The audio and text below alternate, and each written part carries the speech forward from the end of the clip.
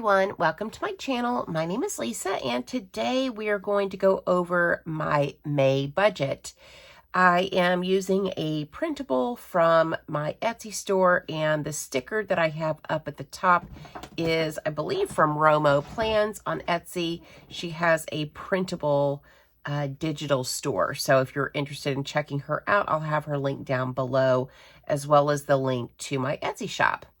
All right, well, let's go ahead and get started. I did not write down anything to save myself some time, so hopefully I won't make any mistakes, because usually I have all of this written really nicely before we even get started. Okay, well, let's talk about my income. So the only source of income for my personal budget is my full-time job, and from that job, I am paid every other Friday. There are 2 paychecks in the month of May. Each paycheck is $1,500. So my total income will be $3,000. And that is from my full-time job.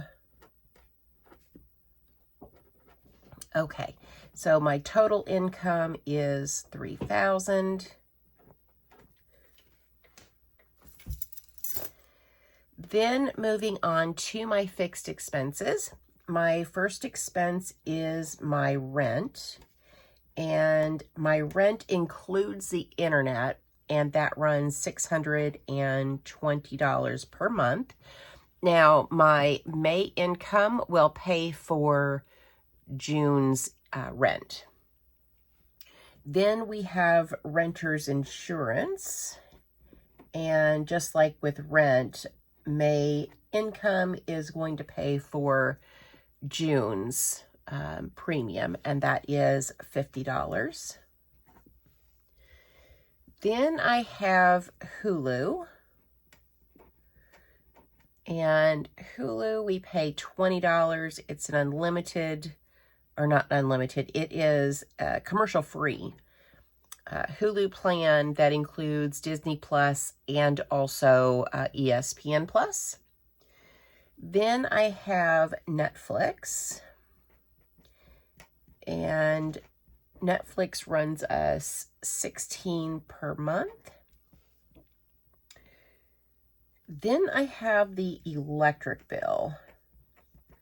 Now, the electric bill at its lowest in the most mild seasons of the year, so spring and fall, runs right at $150, and during the coldest month of the year, it runs around I think the highest it was $275, and over the summer it's like 200-ish.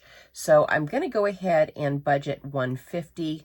It's been really mild here. The air has not been running much, so I think the electric bill is going to be hopefully lower this month. Then I have my AT&T cell phone bill, and that is $44 per month.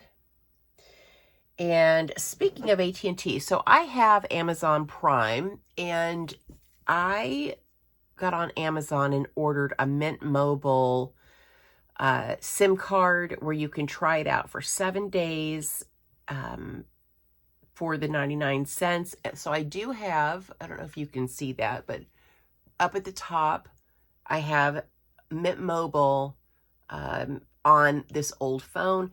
I have 2 bars of service. Now with AT&T in the house, I only have 1 bar, and I'm going to take this phone out to my mom's tomorrow, which is Mother's Day, and see what the service is like out there. I did hit some dead spots here around my area, which usually I get full bars and 5G with AT&T, but I am giving this a test run, because if I can use Mint, then it would be $60 for 3 months, so $20 a month for a 10 gig plan, which is what I have through AT&T. And can I deal with a few dead spots here and there? Yeah, probably so, for it being more than half of the cost. So I know you guys have mentioned Mint in the past, and the coverage in my area is different now. It's all green, which means there's service here, whereas before when I checked there wasn't. So I'm going to give this a shot and see how this does. And, you know, hopefully my cell phone bill will be going down here pretty soon. Okay, next is the water bill. And I'm going to budget $30 for water. And then last is the Apple bill. This is for Apple TV, unlimited downloads on music, and some other perks that my daughter likes. That's $22. So if I've done my math right, I think this is $9.52, but let's just add it up to be sure. $6.20 plus 50 plus 20, 16, 150, 44, 30, and 22 is $952. So if you use Mint Mobile, which uses the T-Mobile network, let me know down in the comments and let me know how you like it. I would really be interested to know, because I'm hoping that this test run goes well. I would really love to pay less for my phone bill. Moving on to my cash envelopes. The first is for food and household. And I'm going to budget $100 per week. So for the month of May, because I've got 2 paychecks and each paycheck covers 2 weeks, is going to be $400. And then my daughter, Carol Ann, she is a grad student, and the program does not allow them to work. I always get comments about this. So she is dependent on me and student loans. She doesn't have any other source of income, nor is she allowed. She cannot work, not at all. If she gets caught working, she can be dismissed from the program. It's not worth it. So I give her spending money every week. I would rather her not use student loan money to live off of. And so I give her $80 per week. That covers her gas, any eating out that she does, spending money, and that kind of good stuff. And it's been working out pretty well for her. And so giving her $80 a week, and there's going to be 4 weeks for this these 2 paychecks, is $320. So that's what I'm going to give her. I know a lot of people are like, why doesn't she work? She really can't. It is not allowed. And I understand why people, why do you give her money? She should be working. She would love to work. Not right now because school is crazy for her. But she is excited to get back into the workforce after she graduates from the program. But for now, she can't do it. So anyway, enough about that. Next is gas for my car, and I'm going to budget $20 a week, so that will be $80. Then I have my own personal spending money. I give myself $20 per week. That's going to be $80. And then last category is for the lawn service. The guy will come out and mow twice. Each mow is $75, so that's $150 for the yard. So let's add this up. So 400, then we've got 320 and 160, 80 plus 80, and 150 is $1,030. Now my daughter she's about to start her clinical rotation. So she's right at the halfway mark of the program. And I want to say the program was in total like 28 months. I don't know why that number stands out, but it's around, let's just say 30 months. So she's at the halfway mark at the end of this mini summer semester. Then she'll have her clinical rotations. And then once that's done, she will graduate, take that final test, and hopefully be out in the workforce. Now, once that happens, we're going to have to reevaluate, how we live. Now, just real quickly, she has student loans. She's going to have a lot of them because the PA program is expensive. And so our plan is that she will continue to live with me after graduation. and I'll cover the household expenses so that she can focus on her debt repayment, meaning I'll cover rent, electricity, this, that, and the other, but she will cover her own spending money. So once she graduates, I won't have this envelope anymore because she will be working and will be able to pay for those things herself. I'll just cover the main expenses. Hopefully that makes sense. Anyway, moving on to my sinking funds. By the way, in case you were wondering, it is currently, I don't know if you can see that, 2:57 a.m. on Saturday. I woke up at like 1:57, so I've been up an hour, have some coffee. But if I seem a little, my throat's a little scratchy in the mornings, that's why, because it's super duper early. My goal is to get this filmed, edited, uploaded, and ready for you guys by 5 o'clock this morning Central Time. So just know that I am awake, and I'll be down in the comments chatting with you guys, which I love doing. So leave me some comments. Okay, so sinking funds. Let's start with Christmas. So, ooh, I spelled Christmas wrong. Can we just scratch that and pretend that didn't happen?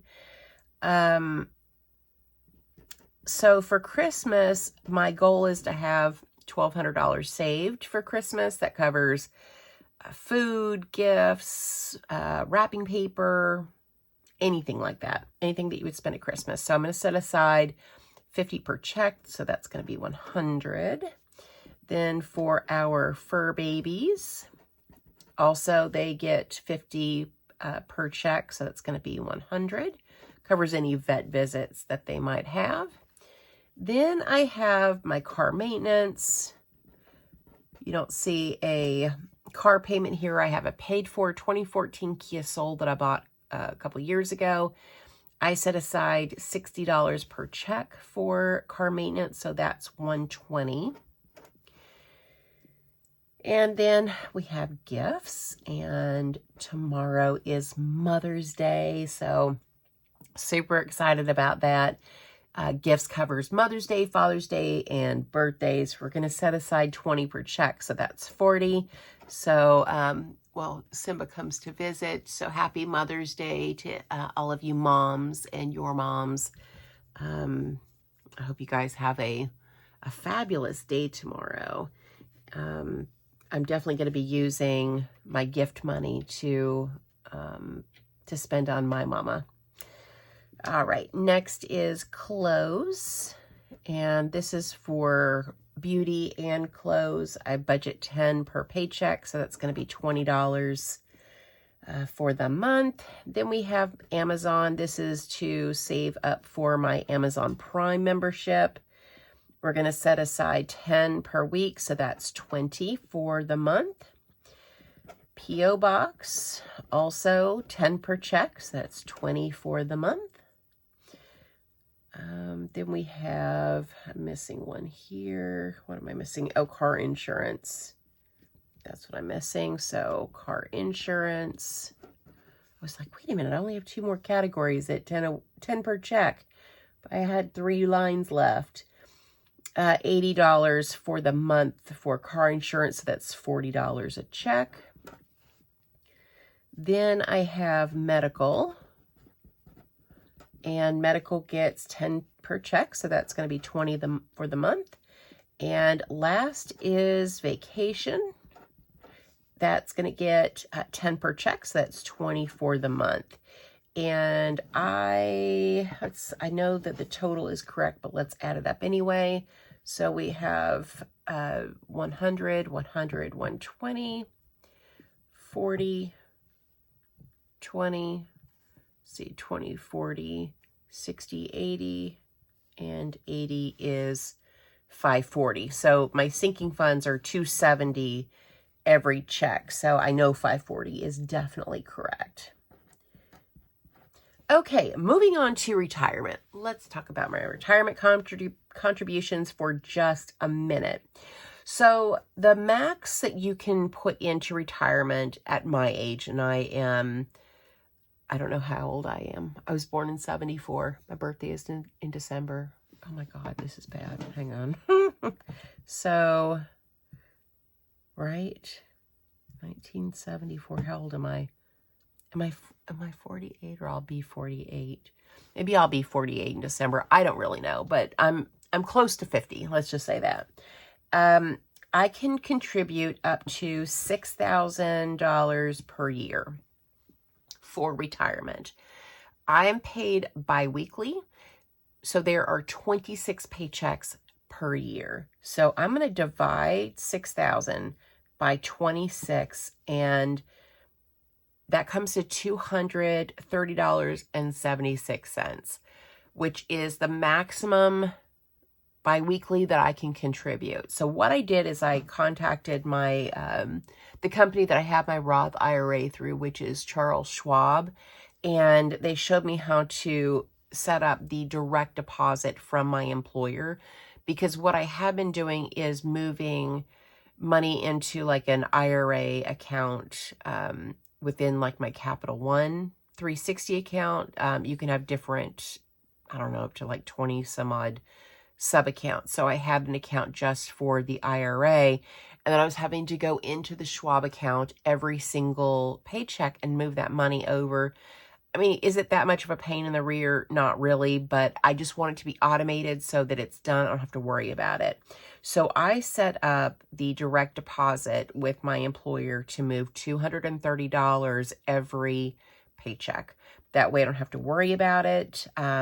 So 300, or what is that what I was doing? 300 per check. Yeah. So that was a little much. So now we're going to take it back down to where it should be, which will max me out every year, and I don't have to worry about it anymore. So I'm going to budget, and I have a Roth IRA through Charles Schwab, and we're going to budget $230. So the total is $230. Now my employer, they announced that they're finally, for the first time, and I've been working here for quite some time now, are finally doing a retirement 401k match at 3%. So for June, July, which is the time when we can make additions or changes or, contribute, enroll in the retirement plan, I went ahead and enrolled for 3% of my salary, and to automatically increase it by 3% every single year. Now, what I really want to do is to take every penny of whatever increase I get, whether it's 3% or 4%, and put that into retirement. So, I may have to revisit that later. I don't know that 3% is really going to be enough, but it's a start. So I'm at least going to get the match, which I'm super excited about. My employer has never offered a match in the company's history, so I'm really excited to be able to take advantage and also have retirement through my company as well. So just know that this is not going to be all of my retirement. I am contributing to my employer's plan now, and that will start in July. Okay, so then we have the last is savings, and savings for me is rollover and a buffer. So I'm just going to put rollover here and buffer. Now, let's take my income and subtract all of my categories and see what I'm left with. So I've got $3,000 in my income. I'm going to subtract $952 and then subtract $1,030, subtract $540. I didn't do that right. This is not right. It should be $460. Dang it. I need to find the whiteout. Where are you, whiteout? Okay, so I realized as I was going to figure out how much I had remaining for my rollover and buffer that I I put just one paycheck's worth of my Roth IRA contribution. So 230 times 2 is 460. So that's what I will be contributing. Hopefully I can edit this in a way where I don't have to wait too long, because I'll get comments. I know it. You made a mistake. I caught it, guys. I did catch it. But remember, it's 3:08 in the morning right now, so it's still pretty darn early. Okay, so now let's figure out how much I have left over for a rollover or a buffer. So I'm going to take my income of $3,000, and I'm going to subtract fixed expenses of $952. Subtract my cash envelopes of $1,030. Subtract my sinking funds of $540. And then subtract my IRA contribution of $460. And that leaves me with $18. So I am actually going to put that $18 in the rollover. So nothing extra for the buffer, which is fine, and that total is $18. Now, keep in mind that I am doing the 100 envelope challenge. I'll pick a number. My daughter will pick a number every week from 1 to 100. Whatever number we pick will come out of our food and household budget. So I have that additional savings. I'm also doing the 20-sided dice savings challenge that I got from Budgeting with Ira, and whatever number is rolled comes out of my spending money. So even though I only have technically $18 left in the budget, I still am going to be saving money. So it's not that I don't have any additional savings on top of my retirement, because I do. So I think that is everything for this video. I don't know that I will get, I don't know how much I'll get filmed today. Carol Ann and I are going to go see Doctor Strange. I am a huge Marvel fan. I love Marvel, so I'm really excited to go see this. We're going to see that at 9:30 this morning. I'm going to do a charcuterie board. Hopefully I said that correctly. For my mommy for Mother's Day tomorrow. And so I got to go do some shopping and find some things to put on the board.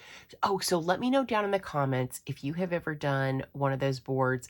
Tell me your favorite types of meats and cheeses, or favorite items in general, keeping in mind that it has to be nut-free, because my daughter is deathly allergic of nuts and cherries.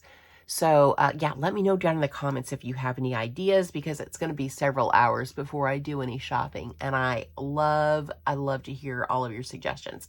Anyway, okay, that's everything for this video, guys. Again, this is for my May budget. The printable is in my Etsy shop. I'm going to add, the printable comes with a monthly budget, 3 paycheck budgets, but one of my subscribers mentioned that she is paid weekly and needs a fourth weekly or a fourth paycheck budget. So I'm going to get on there and add a 4th and a 5th to the listing. I think I've got it at like $1.50 or something. So if you want to check that out, that'll be down below. And that's it for me, guys. Thanks so much for watching. Thank you for supporting my channel, and I hope you guys have a great day or night wherever you're at. Bye.